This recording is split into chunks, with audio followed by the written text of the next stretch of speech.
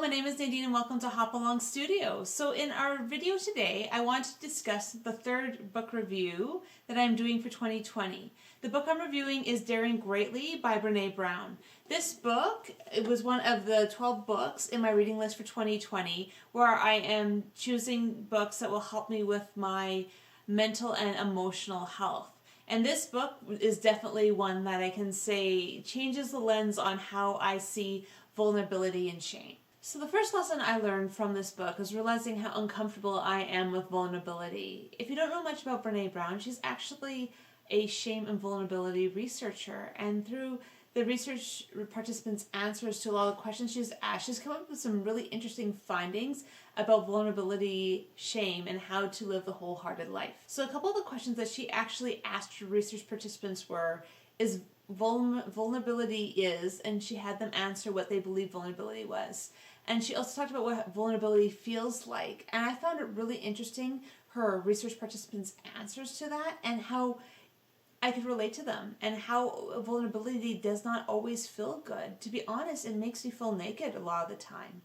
And she mentioned that in her book, that the idea of being naked is kind of the mutual feeling that most people have about vulnerability. And if you understand what the word vulnerability is, it comes from the Latin, and the true meaning behind it is to wound or to be exposed.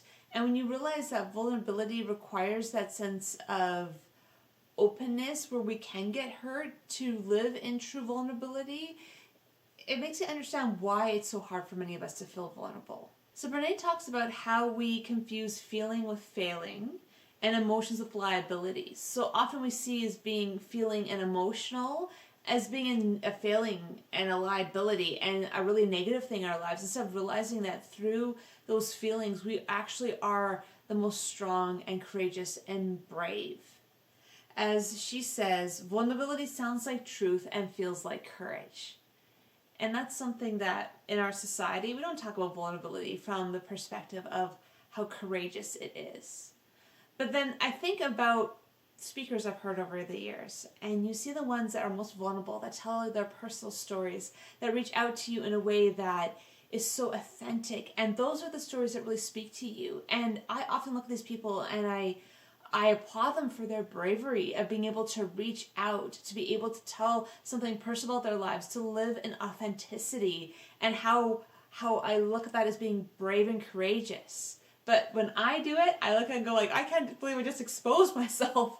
And it's realizing that we need to change the lens that we have on vulnerability. Vulnerability does not have to be something that is negative, that shows weakness, but it is actually a sign of how courageous we are.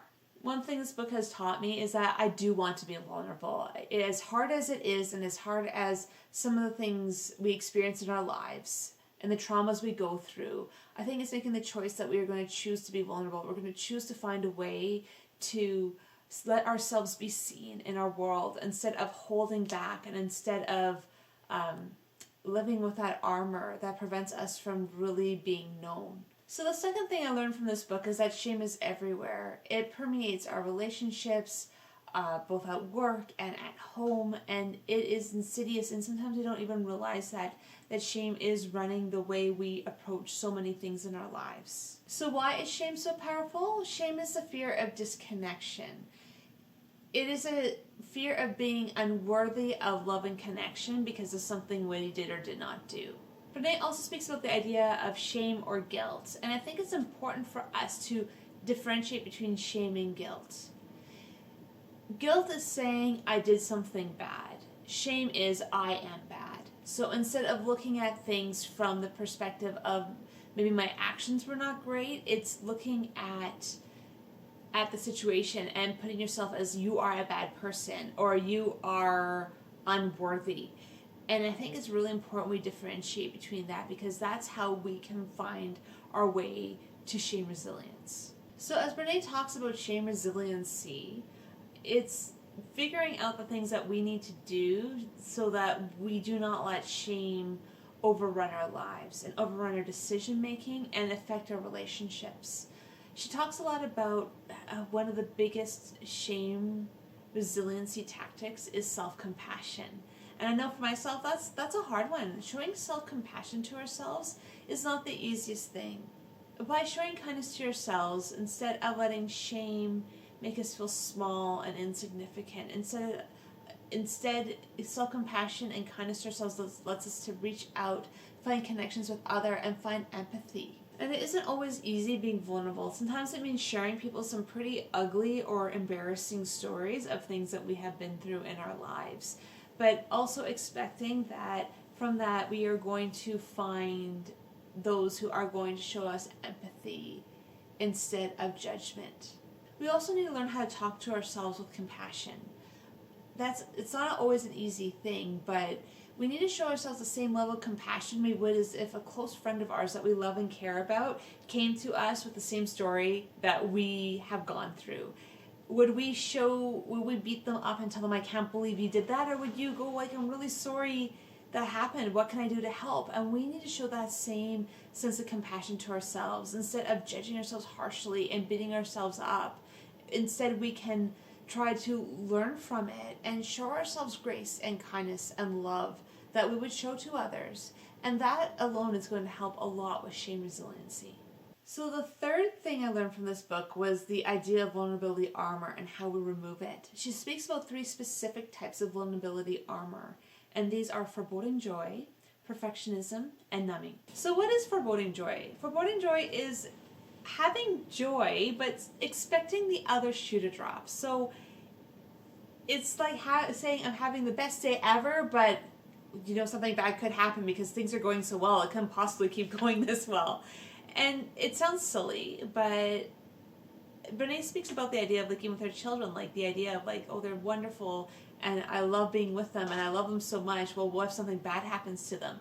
And it's realizing that you aren't fully living in joy because you're constantly holding back because you are expecting something bad to happen. And how that foreboding joy can take away that wonderful joy in our lives that allows us to be truly there, truly in the moment and loving what we are experiencing. So how do we get past foreboding joy? It's choosing gratitude. By choosing gratitude of acknowledging the fact that, something could go wrong today, tomorrow, the next day, even the next minute, but realizing in this particular moment, I'm going to choose joy and I'm going to choose to be grateful for what I do have. And it's softening to joy. Instead of having the armor up, waiting for something bad to happen, it's being fully immersed in the idea of joy and gratitude, of being able to be vulnerable with those around you, to enjoy the moment for what it is, and instead of expecting something bad to happen.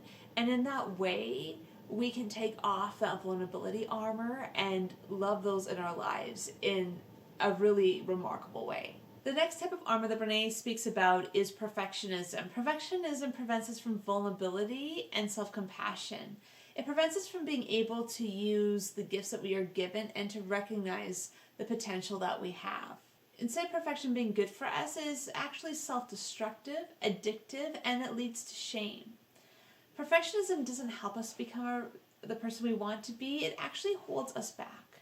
I used to see perfectionism as a good thing, but I've realized as time has gone on that it's actually the thing that probably holds me back the most. Often in the business world, I would say things like, I'm a perfectionist, and realizing like that is actually not what I should be saying. I should be saying I'm detail-orientated and I like to achieve.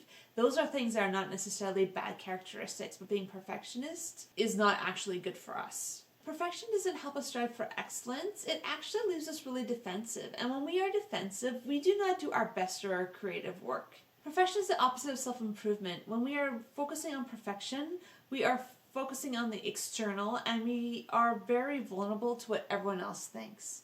And by living in perfectionism and by having to do everything perfect, this does not bring self-improvement. This does not bring learning. This actually brings shame and fear and addictive controlling behavior.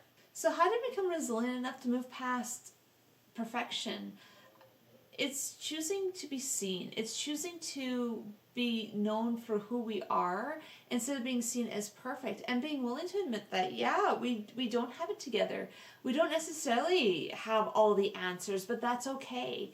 By allowing us to be seen for who we really are, it also allows people to reach out to us with grace and compassion. And that alone can help us move past shame. So by truly believing that we are worthy, we don't have to look at our performance as our worthiness. And from that, we can move away from shame and competition and perfectionism and move towards peace and showing love to ourselves and others. So numbing might seem like a strange armor for vulnerability, but it is one that affects all of us. Brene speaks about the universal numbing of crazy busy. And it's something that I have really noticed in the last year for me. Maybe it's because of the fact that I am choosing to live a much quieter life, that I see people around me running around with all these things that they have to do and talk about how busy they always are, and realizing what's the point of it. And that's not saying that we can't be busy and that we can't have things that we're interested in, but the question is, what's the intention behind it? Are we using it in a place of having true connection and vulnerability? Are we using it to numb our emotions and not feel anything at all? Often when people think about numbing, they think about alcohol, drugs, cigarettes, a lot of other things that people would consider as very visible numbing behavior. But crazy busy falls into the same category. All of these addictions, all of these numbing behaviors come down to wanting to avoid vulnerability and shame. We will numb our feelings because it is vulnerable, and it's sometimes easier to numb things than to have to deal with them. But the hard thing with numbing is that we miss out on the joy, the love, the compassion, the empathy, the vulnerability, and with it comes all this joy and all this potential of who we can be if we're willing to deal with some of the hard things. So why do we do numbing? It sounds like something we should just avoid at all costs, but it is so easy to fall into. There's a period there where I was in the crazy busy mode, and I know how destructive it is. After a while, you're just about getting things done and you don't really feel anything. You don't take the time and you don't give yourself the time to really ask yourself, what are you doing? And because of that, it is such an easy trap to fall into. It really is an addiction. The idea that we spend so much time focusing on the next thing that we are never mindful for the particular moment. That this particular moment in time where we are here to learn something, to impact someone's life, and maybe be a friend to someone who really needs us. And these are the opportunities we miss out on when we spend all our time numbing instead of reaching out, instead of finding calm, instead of being okay with who we really are. So these are the 3 lessons I learned from Daring Greatly by Brene Brown. This is only a few of the lessons I actually learned from this book. There was so much good content, I couldn't include it all in one video. I hope that you have enjoyed this book review. If you could please like this video, subscribe to my channel, and click the notification bell so you don't miss out on any future videos. If you're interested in other self-care articles, I do have them on my website, hopalongstudio.com, as well as creative inspiration to help you towards a self-care habit. I hope that you have a really great week, and I will see you next time.